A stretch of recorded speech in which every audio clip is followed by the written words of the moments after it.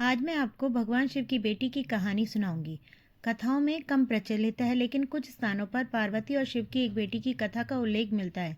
एक प्रसिद्ध कहानी है अशोक सुंदरी की, जो शिव और पार्वती की पुत्री मानी जाती हैं। अब मैं आपको अशोक सुंदरी की कथा सुनाऊंगी। पौराणिक कथाओं के अनुसार एक बार माता पार्वती अकेलेपन का अनुभव कर रही थी, क्योंकि भगवान शिव तपस्या में लीन थे। उन्होंने अपने अकेलेपन को दूर करने के लिए कल्प वृक्ष के नीचे प्रार्थना की। उनकी प्रार्थना से उन्हें एक पुत्री प्राप्त हुई, जिसका नाम उन्होंने अशोक सुंदरी रखा। अशोक सुंदरी का नाम इसलिए पड़ा क्योंकि उनकी उपस्थिति ने पार्वती के अशोक यानी दुख को दूर कर दिया। अशोक सुंदरी अत्यंत सुंदर और तेजस्वी थी।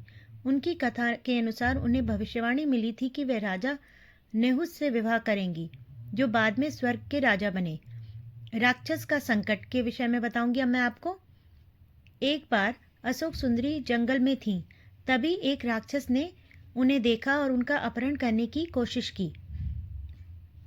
राक्षस ने उन्हें जबरन विवाह करने के लिए कहा, लेकिन अशोक सुंदरी अपनी चतुराई से बच गई और उसके साथ विवाह नहीं किया।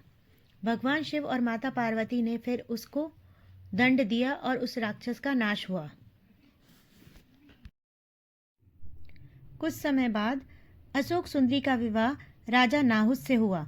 राजा नाहुस बहुत ही तेजस्वी और धार्मिक राजा थे।